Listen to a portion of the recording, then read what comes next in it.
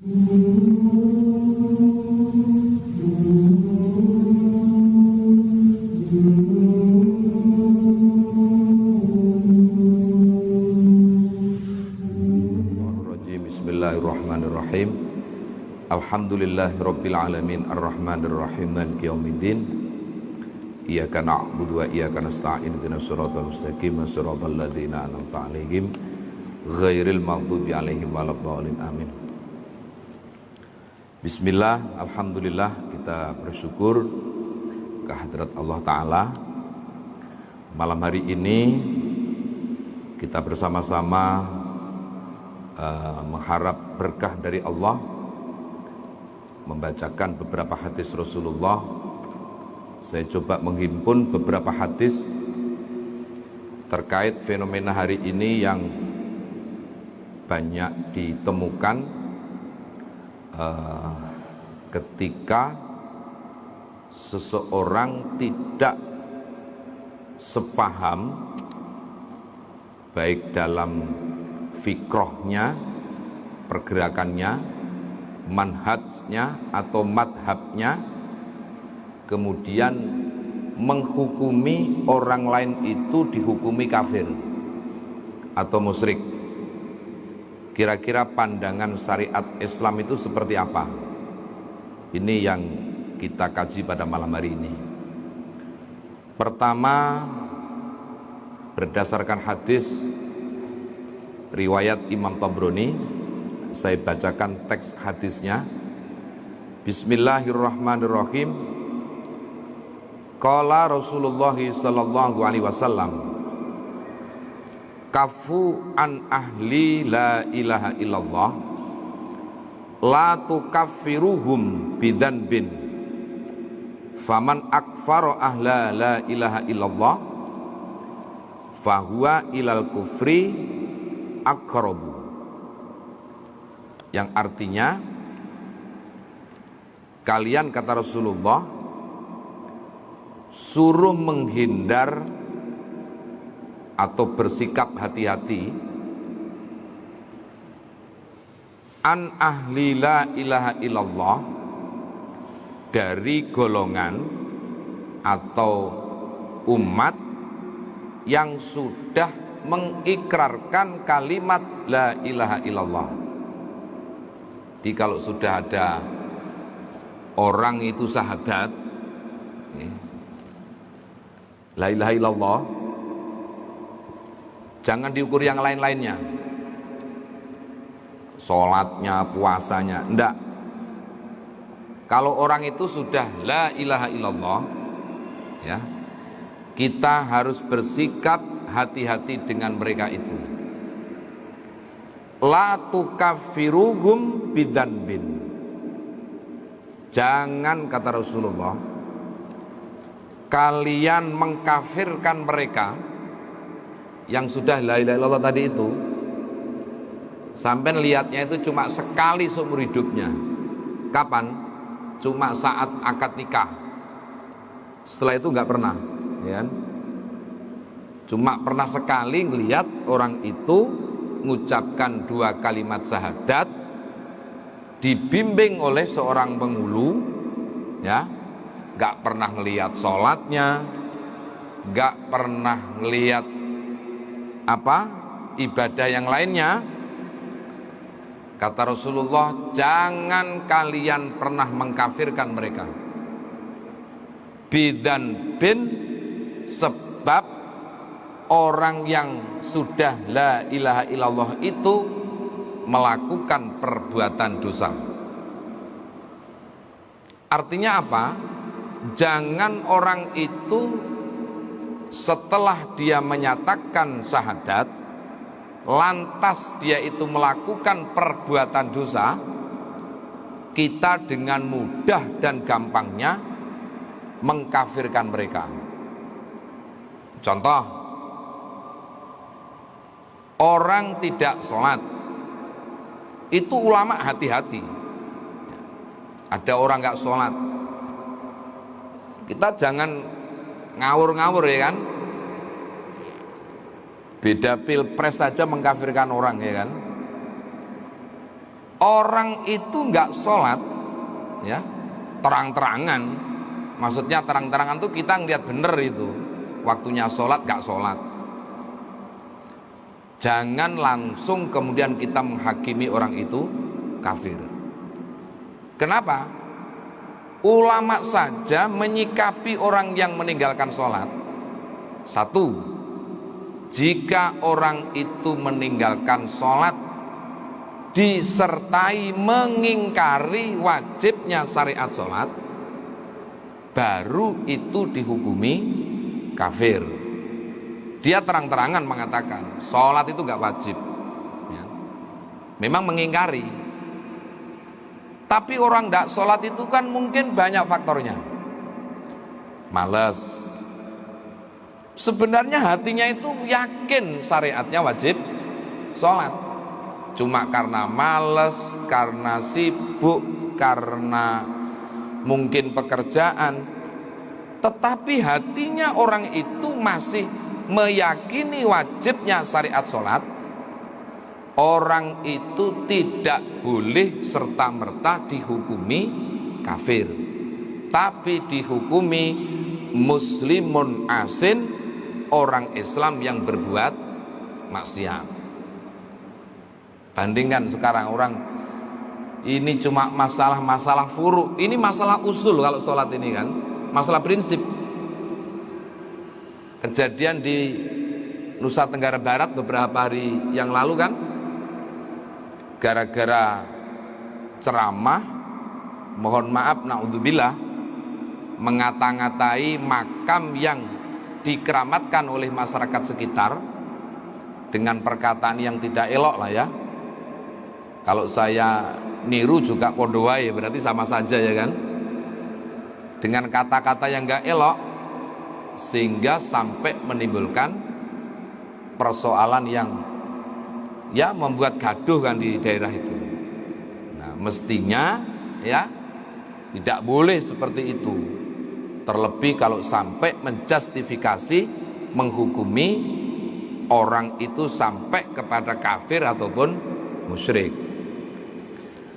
Faman akfaro ahla la ilaha illallah. Terus bagaimana kalau orang itu kemudian tetap mengkafirkan orang yang nyata-nyata dia itu sudah menyatakan dua kalimat syahadat, atau sudah mengikrarkan tidak ada Tuhan selain Allah? Sebab bidan bin tadi itu sebab karena dosa. Fahuwa ilal kufri akrobu, kata Rasulullah. Justru kekufuran itu lebih dekat, lebih pantas dan layak disematkan kepada orang yang mudah dan gampang mengkafirkan orang lain. 20-30 tahun yang lalu itu beragama itu merasa nyaman kan Pak, ya kan? Jarang sekali, hampir nggak pernah lah dengar khutbah, ceramah mengkafirkan orang, memusyrikkan orang. Kenapa? Saking takutnya orang-orang alim itu keluar ucapan kafir, musyrik dinisbatkan kepada orang yang sudah pernah mengikrarkan dua kalimat syahadat. Sahabat saja ya, banyak sekali sahabat menurut riwayat, mereka itu juga kadang dicap oleh orang lain itu kafir. Terus bagaimana perilaku sahabat itu? Apakah kemudian membalas dengan cap yang sama? Tidak. Beliau, para sahabat itu lebih bijak ya. Ketika disampaikan seperti itu, sahabat itu jawabannya ulaika syarrul khalqi wal khaliqati. Orang itu seburuk-buruknya makhluk yang paling jelek. Masih kayak gitu. Wih, saya elek-elek wong ya, kalau bahasa kita begitu. Tapi kalau sudah ngomongkan kafir, ngomongkan musyrik, itu sudah paling prinsip di dalam Islam. Makanya kita nggak boleh Pak, kalau cuma beda Satunya NO, satunya enggak NO, satunya seneng ziarah, satunya enggak seneng, ya sudahlah. Apalagi itu cuma masalah-masalah furu', tidak sampai kepada masalah yang prinsip. Yang prinsip itu yang usul. Yang usul itu apa? Yang bisa mendatangkan kekafiran itu. Rukun iman itu kan sejak kecil kita diajari ada 6 perkara. Mengingkari salah satu di antara 6 rukun iman jelas kafir itu. Ya. Itu sudah jelas kalau itu bukan furu' lagi. Mengimani Al-Quran, kitab suci Allah Ta'ala. Mengimani itu 30 juz. Kok ada 1 ayat saja yang diingkari, kafir dia. Ini prinsip, ya kan? Kalau itu sudah nggak bisa main-main. Tapi kalau masih seputar furu' itu yang cabang-cabang. Sholat, ada yang usolli, ada yang nggak pakai usolli. Subuh ada yang kunut, satunya nggak pakai kunut. Ada yang orang meninggal dibacakan yasin, tahlil. Ada yang mengatakan tidak ada manfaatnya. Ada yang menganjurkan ziarah kubur, ada yang mengatakan jangan. Ini masalah-masalah furu', cabang-cabang dari Islam. Artinya apa? Ketika berbeda seperti itu biasa-biasa saja. Repotnya lagi itu, ya kan? Sekarang ini fenomenanya urusan agama itu dibawa-bawa, ya, ke dalam ranah yang tidak pada tempatnya. Pilkada, pilpres, pilgub, ya kan? Pileg, minggu sampai urusan pilihan RT aja sampai bisa-bisa bawa-bawa agama. Ini parah ini sudah, ya kan? Kalau agama pengertiannya podo-podo Islamnya atau perbandingannya Islam dengan tidak Islam mungkin masih oke lah. Tapi kalau sudah Islam sama Islam, nanti masih diidentifikasi lagi. Islam, oh dia Islam kok calonnya. Masih ditanya lagi, Islamnya itu NU atau Muhammadiyah? Oh NU, ya kan. Nanti ditanya lagi itu NU-nya Gus Dur apa NU-nya siapa, ya kan? Kan gak ada habisnya, ya kan? Udahlah, ya. Jadi jangan terlampau membawa-bawa politik identitas ini yang bisa membuat keretakan kita ini dalam berbangsa dan bernegara, ya. Tentu kita memilih yang amanah, yang tabligh, yang fatona itu sudah barang tentu, ya kan? Tetapi juga jangan kemudian itu menjadi sebuah alat, ya, untuk kemudian tidak bisa terciptanya suasana yang kondusif, suasana yang baik, itu kan? Hanya kita harus hati-hati. Hadis berikutnya, Bismillahirrahmanirrahim. Qala an-nabiyyu sallallahu alaihi wasallam, la tashhadu ala ummatikum bisyirkin wala tukaffiruhum bidanbin. Jangan kalian bersaksi, kata Rasulullah, atas kesirikan umat kalian, dan jangan pula kalian menghukumi kafir pada mereka lantaran sebab melakukan perbuatan dosa. Enggak sholat, dosa, ya. Dosa besar, ya, ya kan?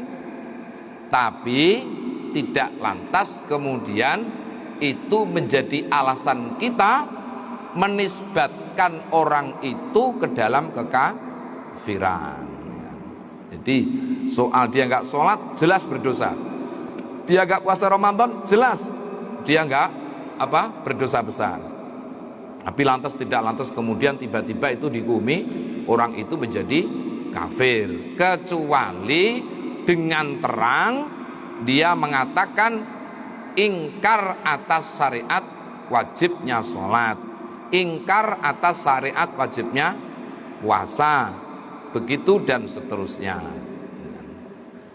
Bismillahirrahmanirrahim. Hadis yang ketiga. Ini sengaja saya pilihkan hadis-hadis yang urusan yang tukang ngafir-ngafirkan orang itu, ya kan? Yang sudah ngafir-ngafirkan orang supaya tobat, yang belum mengkafir-kafirkan orang, jangan gampang mudah suka mengkafirkan orang. Qala Nabiyyu sallallahu alaihi wasallam. Ini hadis riwayat Imam Bukhari. Idza qala ar-rajulu, ketika telah berkata seseorang li akhihi, kepada saudaranya, maksudnya saudaranya yang sudah syahadat, saudaranya yang sudah muslim. Perkataannya apa? Ya kafir. Jadi manggil orang itu yang gak sholat tadi itu, atau gak puasa, atau apalagi cuma beda partainya, kafir. Atau mengatakan itu partainya orang kafir, bahaya loh itu ya. Padahal di situ ada banyak orang Islamnya. Gak suka, ya sudah, gak suka aja. Tapi menisbatkan hukum kekafiran kepada perorangan ataupun kelompok itu berbahaya sekali. Nggak boleh, ya kan? Kalau nggak suka, silakan nggak suka, itu soal pilihan kok. Bagaimana kata Rasulullah? Jika ada orang mengatai, memanggil, ya, atau menisbatkan perilaku orang dengan kalimat "hi kafir", faqad ba'a bihi ahaduhuma, ya, maka sungguh kata Rasulullah, perkataan itu akan kembali kepada salah satu keduanya. Artinya bagaimana? Mungkin bisa saja yang dikatakan kafir itu memang kafir, ya, atau kalau tidak, kekafiran itu, terlebih yang dikatai kafir itu enggak kafir, maka kekafiran itu kembali kepada orang yang mengatakan kafir. Kan berbahaya, ya kan? Karena kita itu seringkali itu hanya berasumsi saja. Setelah baca berita di WA begini-begini, berasumsi, ya kan? Wah, vaksin ini berbahaya, ya kan? Saya sudah membaca begini. Ini di dalamnya mengandung ini itu dan nanti akan begini begitu, wis macam-macam, ya kan? Namanya berita hoak.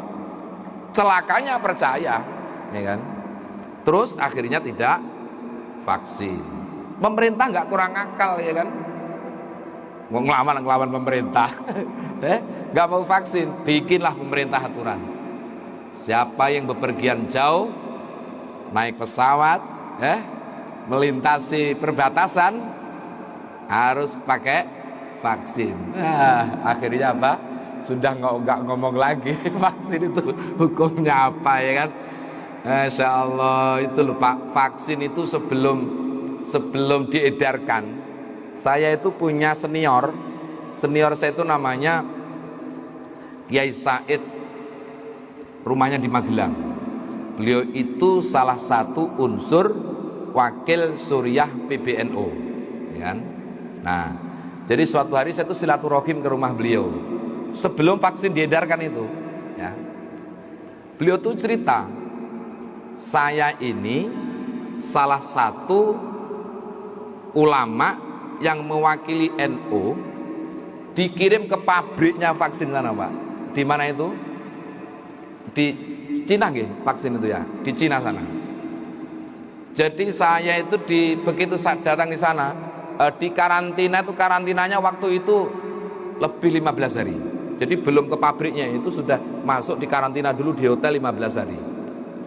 Setelah itu dibawa masuk ke pabriknya, kalau nggak salah ya kurang lebih 3 hari. Di karantina lagi di hotel itu 15 hari. Pulang lagi ke Jakarta, di karantina lagi 15 hari. Saya bertanya, kesimpulannya bagaimana? Jadi semua proses dari A sampai Z saya mengikutinya. Dan insya Allah vaksin itu tidak sama sekali mengandung enzim babi yang selama ini mungkin dikhawatirkan sebagian orang itu haram.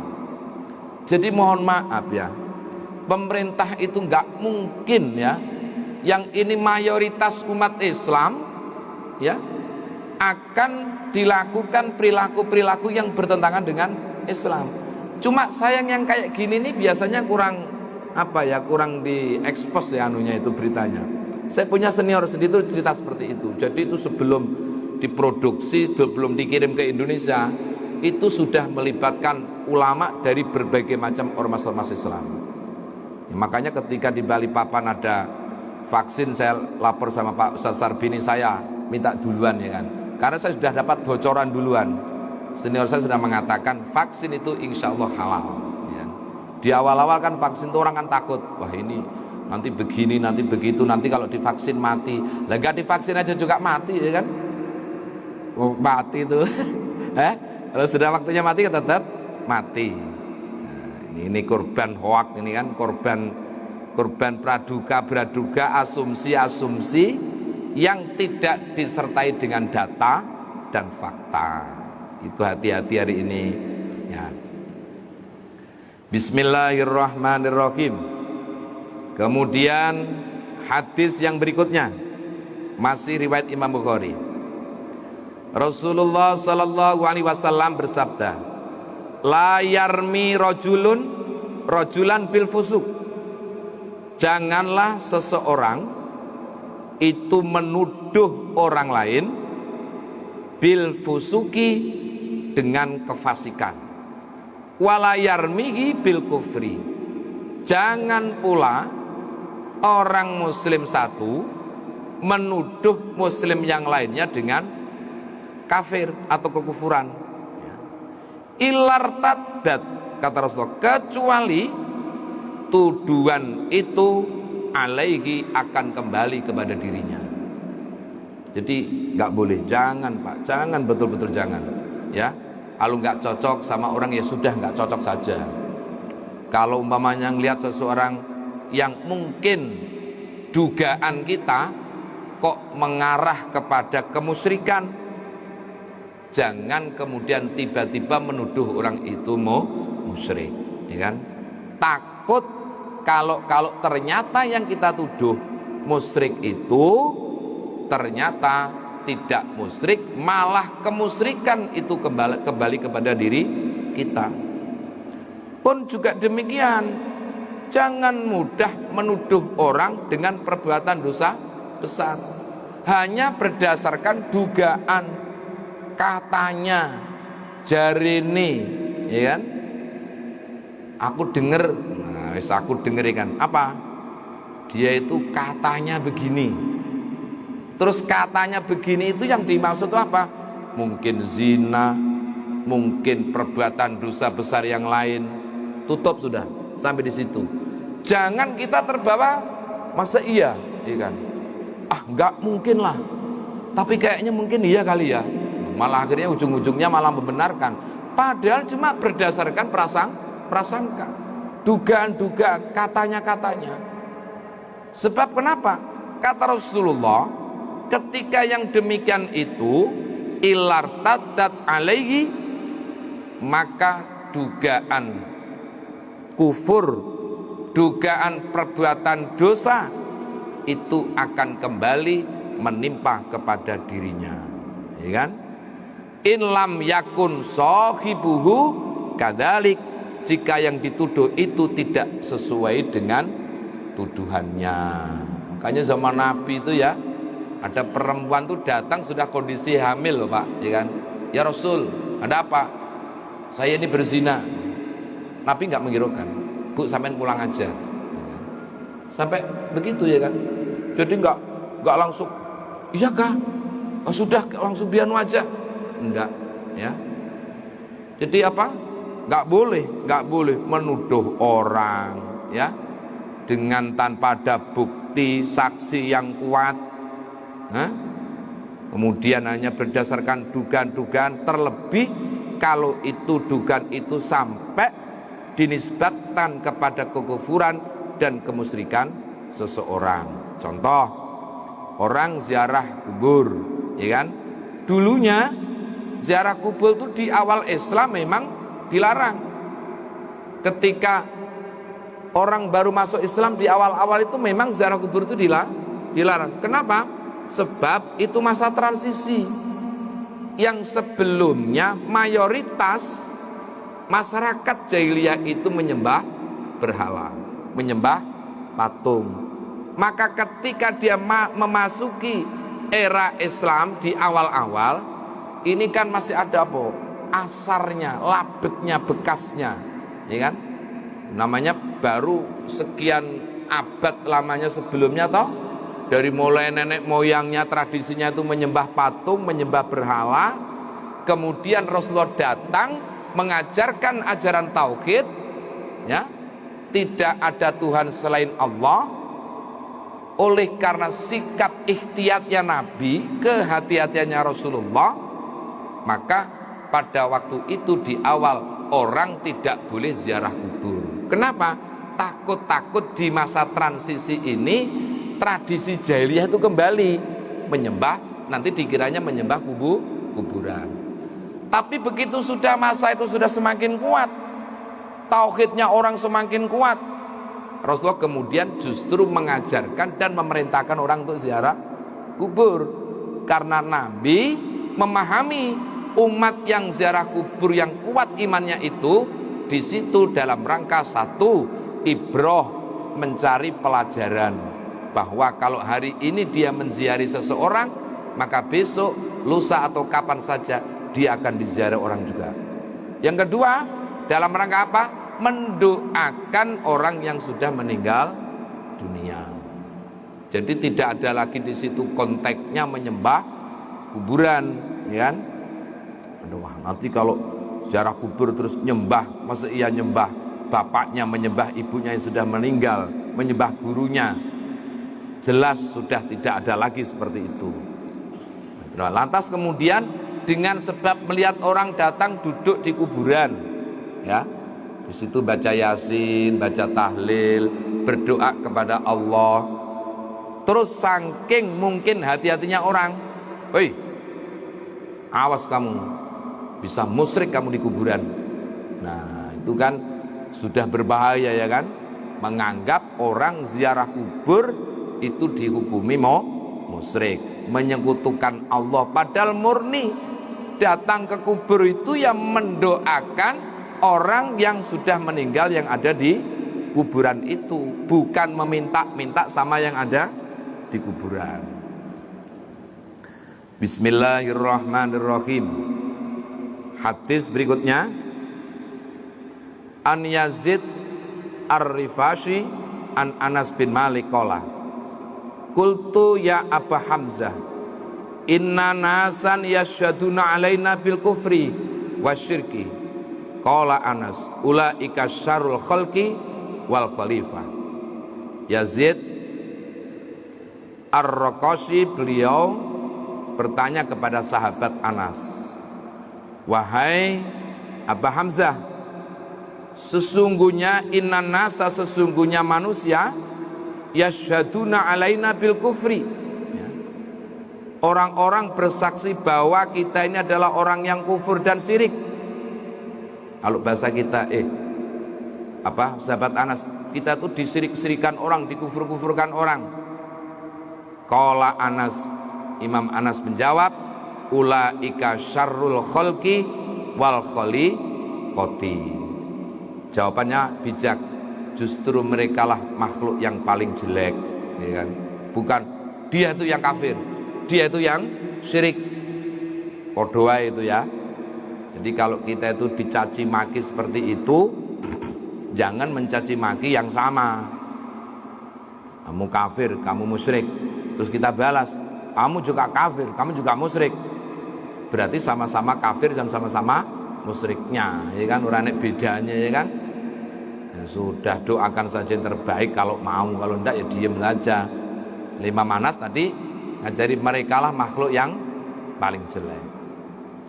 An Abi Sufyan qala, sa'altu Jabiron wa huwa mujawirun bi Makkah wa kana nazilan fi Bani Fihrin, fasa'alahu rajulun hal kuntum tad'una hadan min ahlil kiblat musyrikan, qala ma'adallah, fawazya lidzalika qala hal kuntum tad'una hadan minkum kafiron, qala la. Dari Abu Sufyan, saya bertanya kepada Jabir yang hendak atau pergi akan ke Mekah. Saat itu ia berada di Bani Fir. Apakah kamu memanggil dengan sebutan musyrik kepada seseorang yang sholat menghadap kiblat? Maksudnya itu orang yang sudah sholat, orang yang sudah syahadat melakukan perbuatan dosa. Jabir menjawab, saya berlindung kepada Allah. Artinya apa? Tidak, saya enggak mengatakan seperti itu. Saya tidak pernah menghukumi orang seperti itu. Nah, ini yang perlu kita teladani, ya kan? Ketika ditanya, ada orang itu begini-begini, padahal yang diomongin tuh orang yang ahli kiblat, itu maksudnya sudah sholat, ya. Tidak hanya sadar, toh ini sudah sholat. Apakah lantas kemudian dengan sebab melakukan satu dosa dia itu boleh dikatain orang yang apa itu kafir? Ya, tidak. Aku berlindung kepada Allah. Aku nggak mau seperti itu. Maksudnya jangan memanggil dengan sebutan kafir kepada mereka. Ya. Walaupun dosanya mungkin banyak, ya maaf lah. Ibaratnya perempuan itu menjadi apa namanya itu, wanita nakal lah, ya, tinggal di lokalisasi begitu, biasa hari-hari kerjanya berbuat zina. Bolehkah kita mengatakan mereka itu ini, wahai kafir-kafir yang ada di lokalisasi ini? Nggak boleh itu, ya. Zinanya dosa, jelas dosa. Semua ulama sepakat kalau zina itu berdosa. Tapi perbuatan zina tidak menjadikan kafirnya seseorang. Dalilnya mana? Ada, man kana akhiru kalamihi la ilaha illallah dakhalal jannah. Barang siapa yang akhir hidupnya, kalimatnya ketika dia mau meninggal itu la ilaha illallah dakhalal jannah, maka orang itu masuk surga. Wa in saraka ya Rasul, ada yang tanya, bagaimana kalau orang yang la ilaha illallah itu pernah mencuri? Wa in saraka, sekalipun pernah mencuri. Wa in zina ya Rasul, bagaimana kalau orang itu pernah berbuat zina? Sekalipun orang itu pernah berbuat zina. Sepanjang di akhir hayatnya dia masih berpegang kalimat la ilaha illallah dakhalal jannah, ada harapan untuk masuk surga. Soal zinanya, soal mencurinya, kemudian nanti disiksa berapa ribu tahun, nah itu persoalan lain, ya kan. Tapi masih ada harapan masuk surga. Berbeda kalau orang yang kafir. Kafir ini walaupun baik, ya, artinya kafir itu baik bagaimana? Dia kafir, tapi perilaku sosialnya itu baik. Sama tetangga baik, sama orang-orang miskin menyantuni, sama orang yang membutuhkan membantu, kehidupannya baiklah, ya. Dengan siapa saja dia itu nggak mau bermusuhan, tapi dia kafir. Dia tidak asyhadu alla ilaha illallah, tidak asyhadu anna Muhammadar Rasulullah, ya. Kebaikan yang begitu besarnya itu hanya akan mendapatkan manfaatnya saat dia masih hidup di dunia. Di akhirat semua tidak ada. Jadi kebaikannya orang-orang yang tidak dua kalimat syahadat itu, dia suka menolong, dia suka membantu, kan banyak saja, Pak. Ya, ada orang mohon maaf gak syahadat, tapi dermawannya luar biasa. Ya, saya itu setiap tahun itu ada, mohon maaf orang yang gak syahadat suruh membagikan beras itu sampai 3-4 ton, Pak. Ya, jadi ngirim beras ke tempat saya ini tolong ini dibagikan kepada orang-orang yang berhak, ya. Nyata nggak dua kalimat syahadat, ya tak bagi-bagikan ke orang-orang, sebagian ke ya di kilo-kilo di gang-gang itu, tiap hari saya antarin gitu. Itu hampir setiap tahun. Bagaimana kebaikannya itu? Kebaikannya mendapat kebaikan hanya di dunia. Di akhirat semua sudah terputus. Kalau kebaikan orang yang enggak dua kalimat syahadat, kebaikan dalam bentuk apapun, pasti akan mendapatkan imbalannya di dunia ini. Lah kalau orang beriman ini kan imbalan di dunia itu kan hanya sebagian kecil saja, dan itu bukan tujuan pokok. Jadi kalau kita bersedekah apa? Manja'a bil hasanah falahu asyru amsalihha.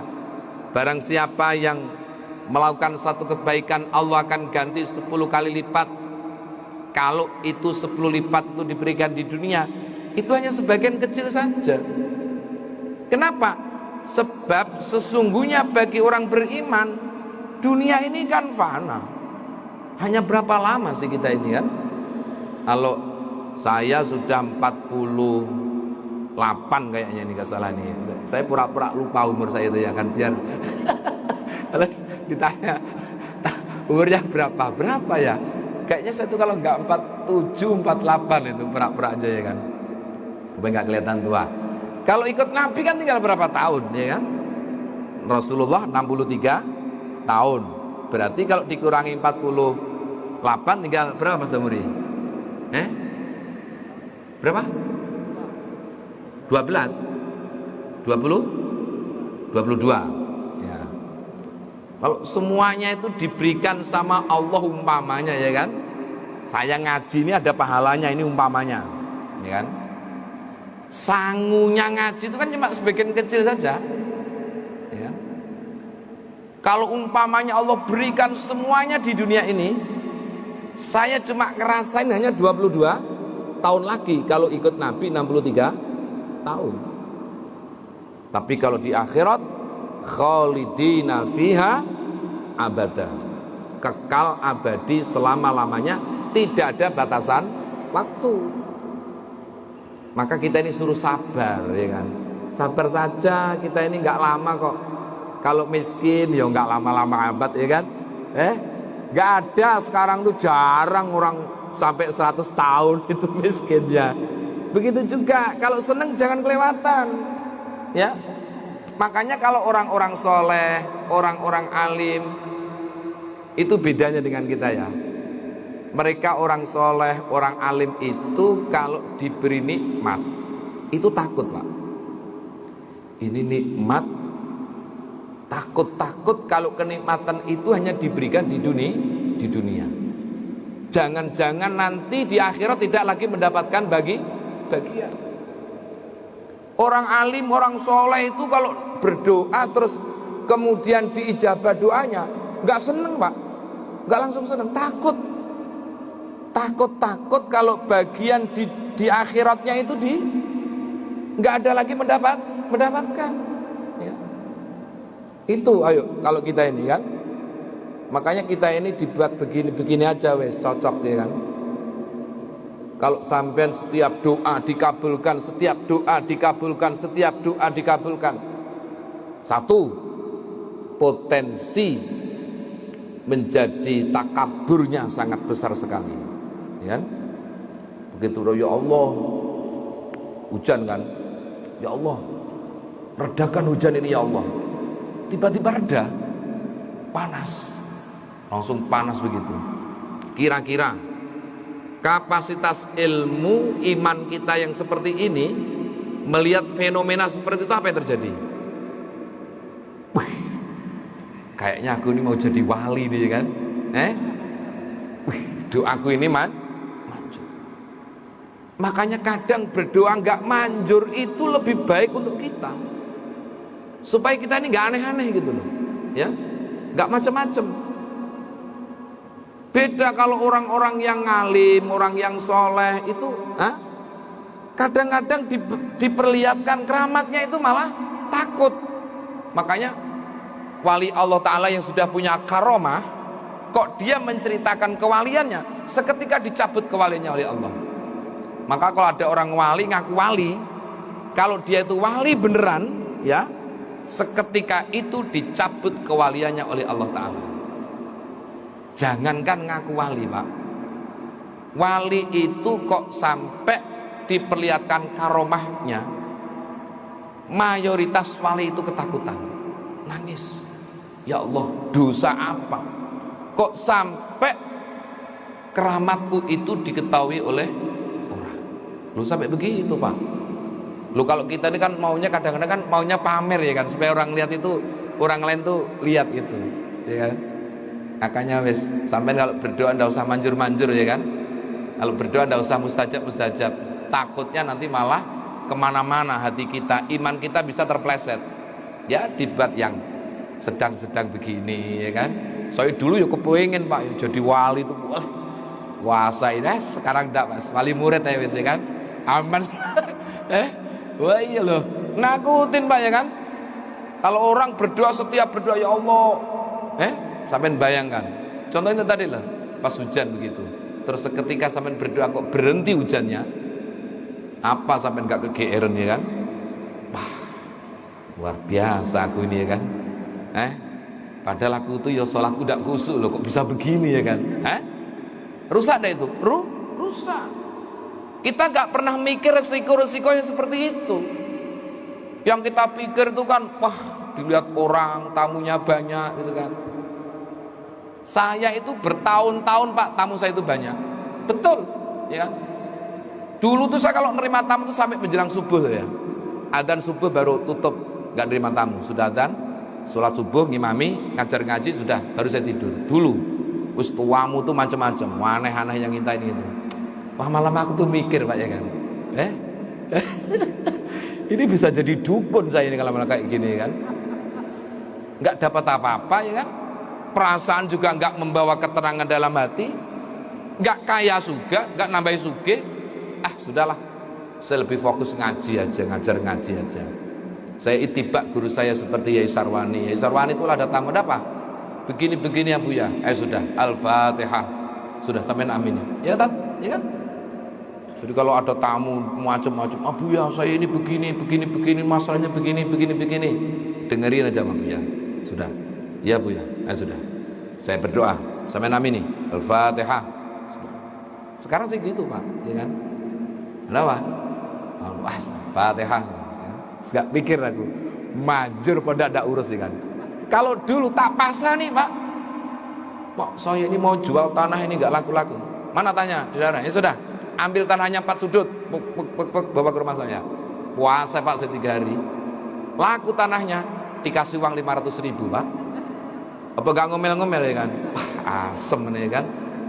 Puasa 3 hari, menguasai tanah laku, cuma dapat 500.000. Lakunya 1,5 M. Bayangkan. Ini kayak jadi dukun gak sukses ini ya kan. Sudahlah. Ditinggal aja profesi itu, ngaji ya wis. Gusti Allah yang ngatur rezekinya kan. Wa may yattaqillah yaj'al lahu makhrajan wa yarzuqhu min haitsu la yahtasib. Barang siapa yang bertakwa kepada Allah, wa may yattaqillah yaj'al lahu, Allah akan mencarikan jalan kesulitan hidupnya. Wa yarzuqhu min haitsu la yahtasib. Dan Allah akan memberikan rezeki dari jalan yang tidak pernah disangka datangnya sebelumnya. Menutup pengajian saya untuk membuktikan ayat Allah Ta'ala ini. Saya itu ganti 3 kali mobil Pak ya. Mulai Xenia, Avanza, sekarang Yaris. Belum pernah sekalipun saya beli ya. Bukan hasil dukun ya, bukan hasil ceramah. Saya hanya bertawakal kepada Allah.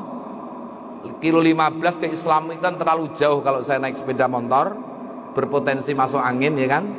Obatnya sama amplopnya Pak Damuri itu gak sesuai kalau saya masuk angin ya kan. Dari situlah kemudian Allah mencarikan jalan. Ada saja hamba Allah Ta'ala, logikanya kan masuk akal ya kan. Saya dikasih mobil gak pernah second Pak, mesti baru. Suruh milih mereknya, suruh milih tipenya ya kan? Hak demi Allah saya cerita ini. Dari mana? Allah Subhanahu wa Ta'ala yang mencarikan jalan keluarnya, memberikan rezeki dari jalan yang tidak disangka datangnya sebelumnya. Oleh karenanya yakin dan percayalah dengan kuasanya Allah ya. Allah memberikan kepada kita sesuai dengan kapasitasnya kita masing-masing ya kan. Kalau kapasitasnya kita belum besar, yo jangan minta yang besar ya. Kelasnya muadzin tuh motor dulu ya kan. Nanti kalau sudah agak naik nanti ada jalan-jalannya. Al-Fatihah. Bismillahirrahmanirrahim. Iyyaka na'budu wa iyyaka nasta'in.